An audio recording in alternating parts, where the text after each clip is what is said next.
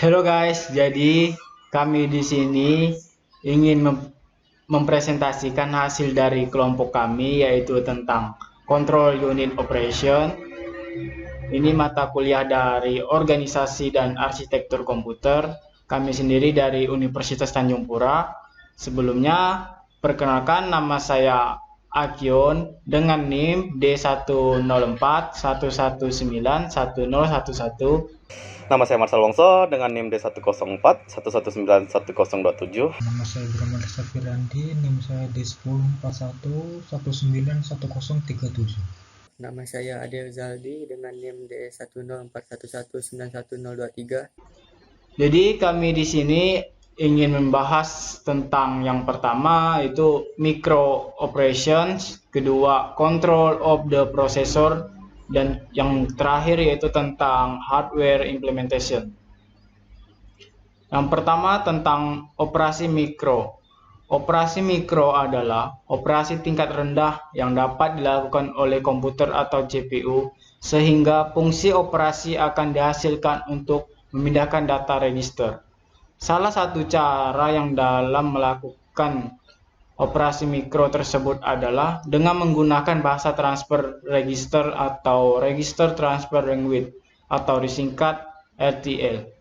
RTL adalah sebuah bahasa yang digunakan untuk menjabarkan atau menjalankan operasi mikro. Untuk mengungkapkan bahasa RTL ini dapat digunakan notasi RTL yang merupakan aturan penulisan pemberian instruksi. Dalam operasi mikro ini, kita akan membahas 5 kode siklus. Yang pertama feed, yang kedua indirect, dan ketiga interrupt, 4 execute, dan yang terakhir tentang interaction. Oke guys, jadi sini saya akan melanjutkan apa yang telah dijelaskan oleh teman saya yang tadi. Mari kita mulai, yaitu siklus fetch atau siklus pengambilan. Dalam siklus fetch ada 4 register yang terlibat. Yang pertama yaitu Memory Address Register disingkat MAR, Memory Buffer Register disingkat MBR, Program Counter disingkat PC, dan Instruction Register IR. Memory Address Register terkoneksi dengan bus alamat atau address bus. MAR melakukan spesifikasi alamat untuk operasi baca dan tulis. Kalau MBR terkoneksi dengan bus data, menyimpan data untuk ditulis atau menyimpan data terakhir yang dibaca.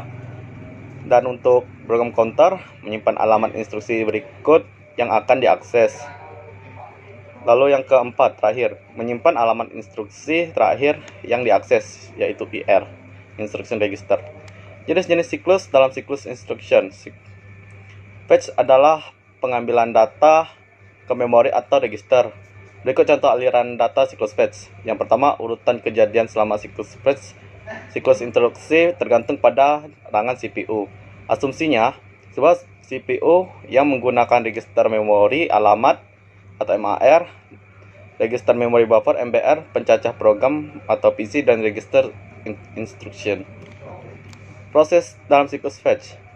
Yang pertama, pada siklus pengambilan ini atau siklus fetch, instruksi dibaca dari memori. PC berisi alamat instruksi berikutnya yang akan diambil. Yang ketiga, alamat ini dipindahkan dari MAR atau Memory Address Register dan ditaruh di bus alamat.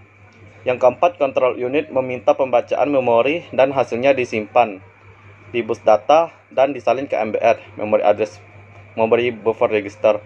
Kemudian dipindahkan ke IR, Instruction Register. PC program counter naik nilainya 1 sebagai persiapan untuk pengambilan selanjutnya. Lalu yang keenam terakhir, siklus selesai. CPU memeriksa isi IR untuk menentukan apakah IR berisi operan spesifik yang menggunakan pengalaman tak langsung atau indirect. Dilihat di sampingnya itu adalah gambar dari proses siklus fetch, bisa dilihat sendiri. Berikutnya siklus indirect atau siklus tidak langsung. Yang kalian lihat di sini adalah gambaran aliran data dari siklus indirect tersebut. Jika kalian ingin melihat macam mana dia mengalir, baiklah akan saya jelaskan. Siklus tidak langsung adalah eksekusi sebuah instruksi melibatkan sebuah operan lebih lebih di dalam memori yang masing-masing operan memerlukan akses memori. Pengambilan alamat-alamat tidak langsung dapat dianggap sebuah subsiklus instruksi dan harus melalui memori. Penjelasannya, n-bit paling kanan pada MBR yang berisi referensi alamat dipindahkan ke MAR. Lalu, unit kontrol meminta pembacaan memori agar mendapatkan alamat operan yang diinginkan ke dalam MBR. Lalu yang terakhir, siklus pengambilan dan siklus tak langsung cukup sederhana dan dapat diramalkan. Berikut ini adalah penulisan siklus tidak langsung secara simbiolik. T1 MAR B IR atau alamat, T2 MBR B memori, dan T3 IR alamat, mungkin itu beta ya, saya juga ingat. Lalu MBR. Oke, jadi saya akan melanjutkan penjelasan dari kelompok saya. Nomor 4, siklus execute. Siklus eksekusi. Execution adalah proses dari CPU untuk mengerjakan instruksi yang sudah disimpan dalam memori, yang sudah berada di register.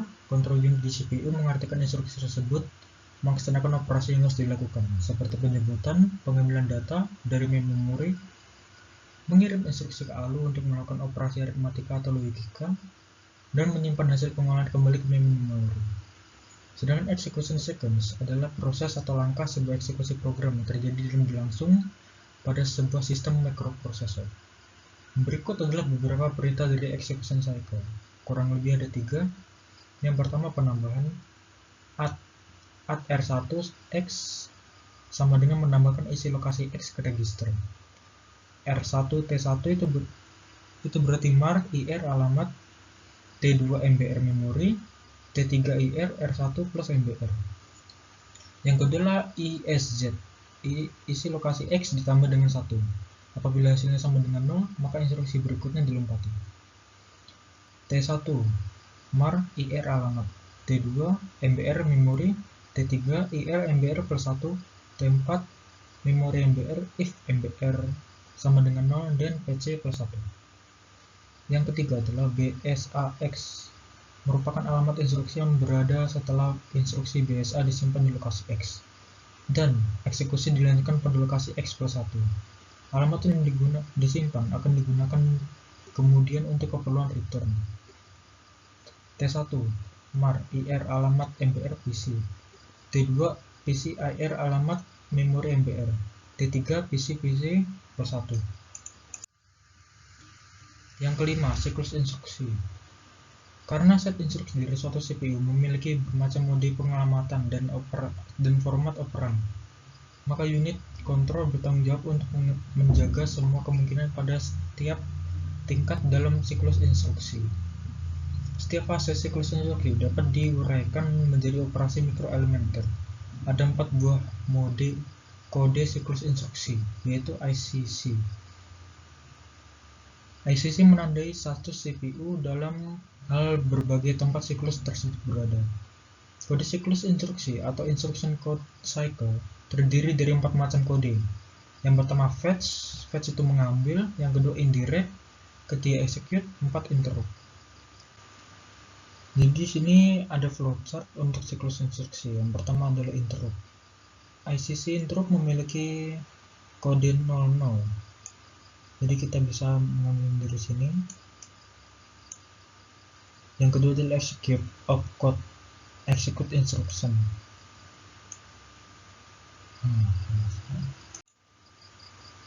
Yang kedua adalah execute opcode, langsung mengeksekusi instruksi.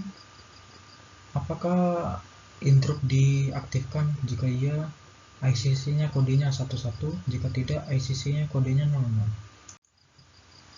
Oke, jadi yang pertama sistem fetch. Fetch ini mengambil instruksi, apakah itu indirect addressing? Jika tidak, ICC-nya berkode 10, jika iya ICC-nya berkode 01. Yang kedua adalah indirect. Indirect ini bermaksud tidak langsung dihasilkan atau menghasilkan sesuatu. Jadi dia membaca alamat, ICC-nya berkode 10. Lalu dia diexecute. Opcode-nya eksekusi instruksi.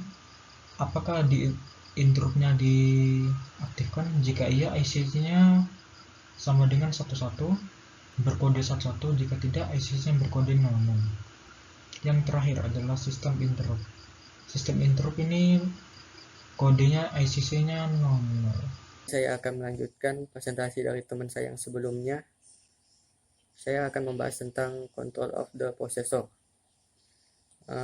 Unit kendali, control unit adalah salah satu bagian dari CPU yang bertugas untuk memberikan kontrol terhadap operasi yang dilakukan di bagian ALU atau Arithmetic Logical Unit. Nah, output dari unit kendali ini akan mengatur bagian lainnya dari perangkat CPU. Pada awal desain komputer, unit kendali atau kontrol unit ini diimplementasikan sebagai ad hoc logik yang susah untuk didesain. Nah, sekarang unit kendali telah diimplementasikan sebagai sebuah mikroprogram yang disimpan di dalam tempat penyimpanan kontrol. Nah, selanjutnya tugas-tugas dari unit kendali. Yang pertama itu mengatur dan mengendalikan alat-alat input dan output. Yang kedua, mengambil instruksi dari memori utama. Kemudian yang ketiga, mengambil data dari memori utama kalau diperlukan oleh proses. Lalu mengirim instruksi ke ALU bila ada perhitungan aritmatika atau perbandingan logika serta mengawasi kerja. Kemudian yang keempat, menyimpan hasil proses ke memori utama. Kemudian proses dari unit kendali. Yang pertama itu menentukan elemen dasar prosesor. Yang kedua, menjelaskan operasi mikro yang akan dilakukan prosesor. Kemudian yang ketiga itu menentukan fungsi-fungsi yang harus dilakukan kontrol unit agar menyebabkan pembentukan operasi mikro. Nah, selanjutnya itu masukan dari unit kendali atau inputnya. Yang pertama itu clock, yang kedua registrasi instruksi, yang ketiga flag, dan yang keempat sinyal kendali.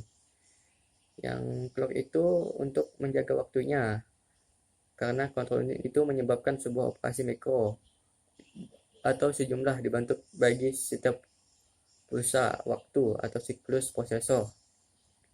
Kemudian yang instruksi itu untuk menentukan operasi mikro mana yang akan dilakukan selama proses eksekusi. Yang flag diperlukan untuk menentukan status prosesor dan hasil operasi ALU sebelumnya. Kemudian sinyal kendali itu untuk mengontrol bus. Kemudian ini teknik pengimplementasian kontrol unit. Itu ada dua, yang pertama microprogramming dan yang kedua hardwired. Nah, yang microprogramming itu diperkenalkan oleh Maurice Wilks pada tahun 1951 sebagai cara untuk menjalankan instruksi program komputer. Digunakan untuk menggenerasi signal kontrol dengan cara membaca dan mengeluarkan mikroinstruksi. Kalau yang hardware itu digunakan untuk menggenerasi sinyal kontrol dan biasanya digunakan pada sebuah komputer atau RISC, komputasi set instruksi yang disederhanakan. Yang selanjutnya itu hardwired implementation. Nah, tadi sudah disebutkan ada dua jenis kategori kontrol unit ya. Yang pertama itu hardwired dan microprogram. Kali ini yang kita bahas adalah hardwired. Nah, yang hardwired itu adalah kontrol unit bawaan yang diimplementasikan melalui penggunaan unit logika kombinasional. Hardwired menampilkan sejumlah gerbang hingga yang dapat menghasilkan hasil spesifik berdasarkan instruksi yang digunakan untuk meminta tanggapan dari instruksi tersebut. Hardwired biasanya lebih cepat dari desain mikroprogram. Nah, hardwired dapat dilihat sebagai state machine atau berubah dari satu keadaan ke keadaan lain di setiap siklus clock, tergantung pada isi instruksi register, kode kondisi, dan input eksternal. Kemudian output dari state machine adalah kontrol signal. Urutan operasi yang dilakukan oleh mesin ini ditentukan oleh perkabelan elemen-elemen logika dan karenanya lah dinamakan hardwired. Dan ini adalah karakteristik hardwired. Yang pertama itu kontrol unit yang sinyal kontrolnya dihasilkan oleh perangkat keras melalui urutan instruksi. Yang kedua, logika kontrol dan hardwired dari hardwired itu diimplementasikan dengan gates, flip-flop, decoder, dan lain-lain. Kemudian yang ketiga itu perubahan kabel dapat dilakukan pada kontrol unit hardwired jika ada perubahan yang diperlukan dalam desain. Kemudian yang keempat, hardwired lebih cepat dan dikenal memiliki struktur yang kompleks. Nah, itu saja yang dapat saya sampaikan dari presentasi kali ini. Saya mewakili anggota kelompok lain mengucapkan terima kasih.